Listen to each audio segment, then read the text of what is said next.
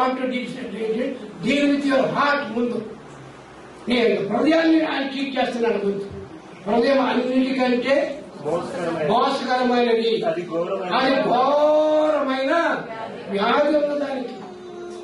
మన కంఠత్వార్తగా చెప్పేస్తామంటే ఘోరమైన వ్యాధి కాదు. కాబట్టి యేసు ప్రభు ముందు ఎవరితో డీల్ చేశాడంటే హృదయాన్ని డీల్ చేశాడు. అక్కడ కుమారుడు అని పిలిచాడు ప్రేమతోటి. ప్రేమించే హృదయం ఉంది ఆయనకి, క్షమించే హృదయం ఉంది ఆయనకి. నీకుందా?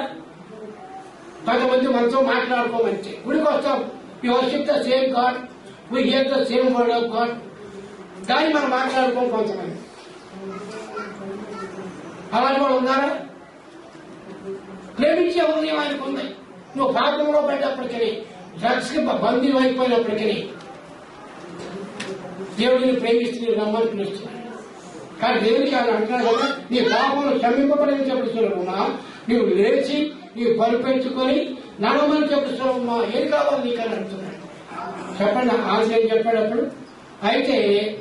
అయితే పాపములు క్షమించుటకు భూమి మీద మనుష్య కుమారునికి అధికారం కలదని మీరు తెలుసుకునే వాళ్ళని వారితో అప్పుడు చెప్పాడు. వీళ్ళందరూ అనుకున్నారు, బస్సులు అనుకుంటున్నారు, ఏంటి పాపం చెప్తే ఈ దేవుడా, ఆ దేవుని కుమారుడని వాళ్ళు తెలియదు. ఇంకా గుడ్డివాళ్ళకి ఏం కనబడతాయండి?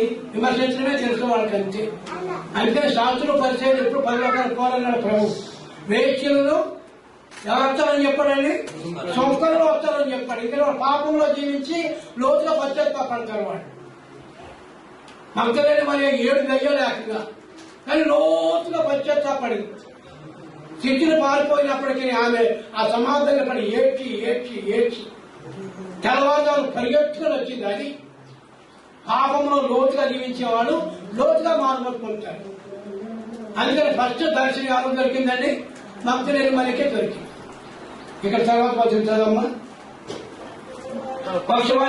చూసి నువ్వు లేచి నీ పరిపెట్టుకొని ఇంటికి పొమ్మని నీతో చెప్పుచున్నాను.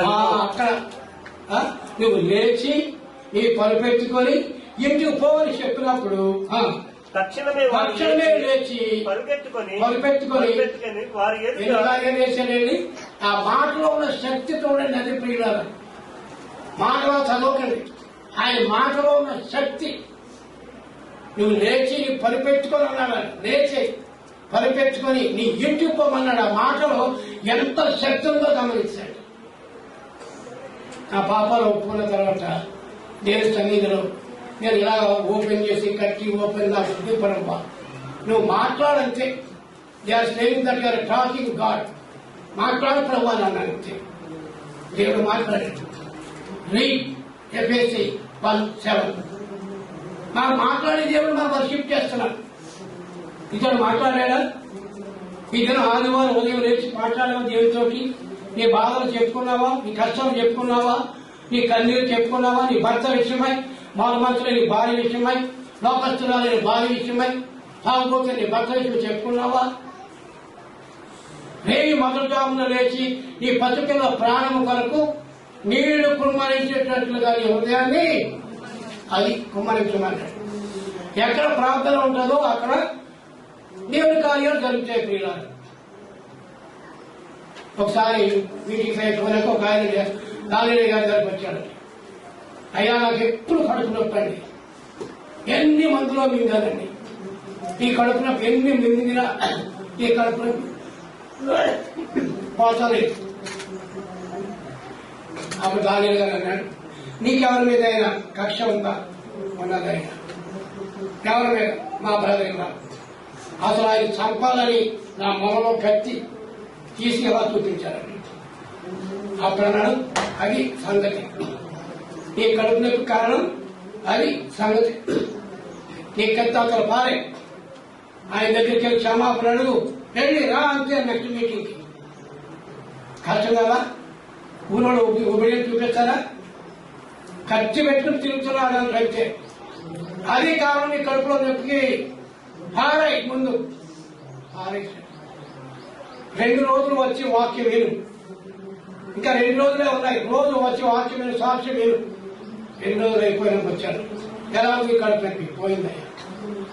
మనం ఏం చేస్తాము? ఏ మీటింగ్కి వెళ్తాము? స్వచ్ఛత కుట్రాలండి, పాపం అంతా ఇక్కడ దాచుకుని స్వచ్ఛత దొరుకుతుందా నీకు?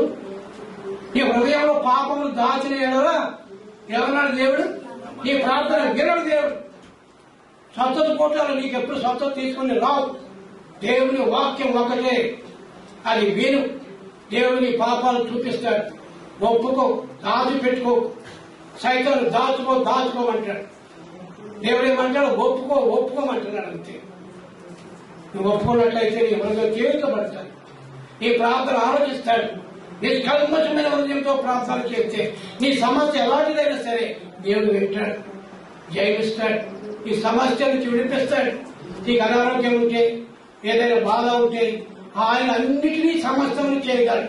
కొన్నిసార్లు చెప్పదు, టైం లేదు.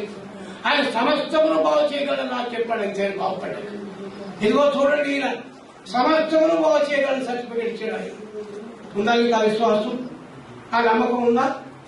ఇక్కడ లేచి ఏం చేశాడంటే విప్రాంతుని మంచి దినాన్ని చదువు.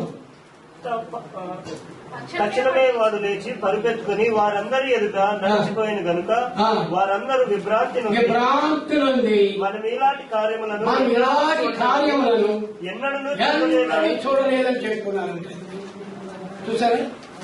Public witness. వాడు లేచాడు, ఆ మాటతో దాచాడంతే. శతాధిపతి గురించి చెప్పినాడన్నా, ప్రభా మాట సెలవు ఆయన నా ఇంటికి రావద్దు అన్నాడు. ఆయన మాటలో శక్తి ఉందో ప్రియులారా గమనించాడు. ప్రభువా మాట్లాడి నాతో నన్ను అడుగు. ఆయన దగ్గర బోసాడు, ఆయనతో పోరాడు.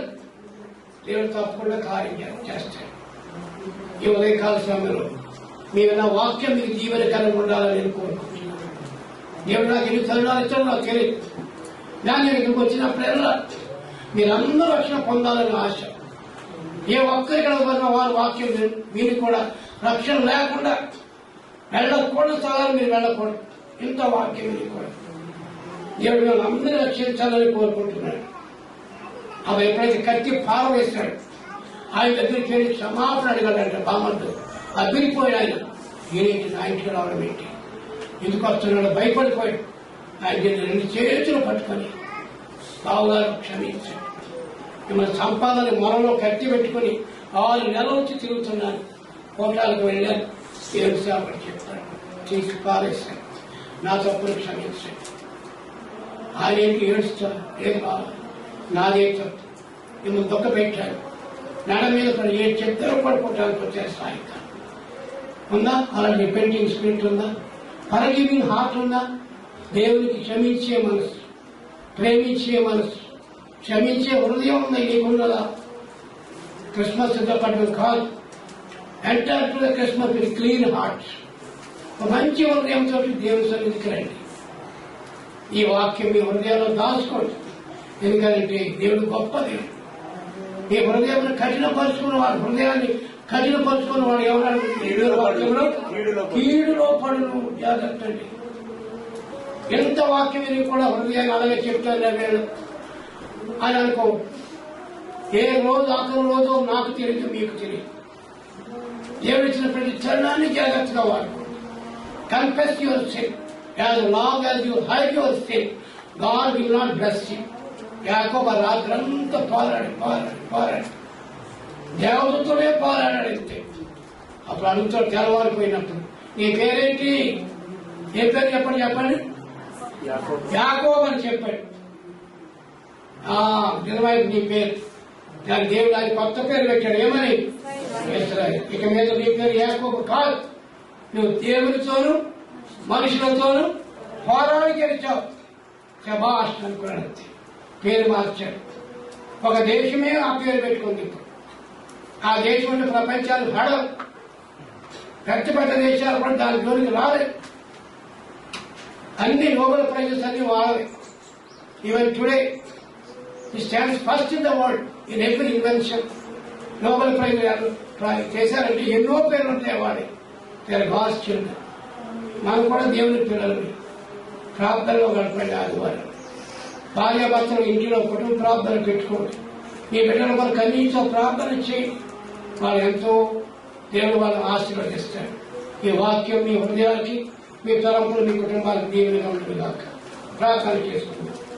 పరిశుద్ధులైన తండ్రి, మీరు మమ్మల్ని ప్రేమించి ఉదయకాల సమయంలో మీరే ఈ వాక్యాన్ని ఇచ్చారు ప్రభావ. నేను సిద్ధపడండి. నేను అడిగాను ప్రభావ, ఏం మాట్లాడాలి ఇక్కడికి, ఇంత తొందరగా వస్తానని అనుకోలేదు. కానీ ప్రోగ్రామ్ లో నా పేరు చూసినప్పుడు అయ్యా నేను మార్చితే మంచిదేమో అనిపించింది. కానీ తనకు వెళ్ళు అనేటువంటి మనసు కలిగింది. తండ్రి, మీరు ఎంత గొప్ప కార్యం చేశారు ఇక్కడ. ఆ నలుగురు ఆ నీడీ ఫెలో పనికి ఎంత త్యాగం చేశారు ప్రభు. కష్టమైనప్పటికీ మేము ఆ యొక్క స్టెప్స్ మీద తీసుకుని వెళ్లి పెంకులు విప్పి ఆ యేసు పాదం దగ్గర పెట్టారు. ఎంతమంది మా చుట్టూ అవసరంలో ఉన్నవారు ఉన్నారు, కష్టాల్లో, కన్నీళ్ళు, బాధల్లో, దుఃఖంలో ఉన్నవారు ఉన్నారు. వాళ్ళు ఎప్పుడు మా ప్రియులు జ్ఞాపకం రారు. వాళ్ళ గురించి ఆలోచనే లేదు. వాళ్ళ బండి ఉంటే వెళ్ళి తీసుకొచ్చి కూర్చోబెడదాం, దేవుని వాక్యం వింటే మార్పులు పొందుతారేమో.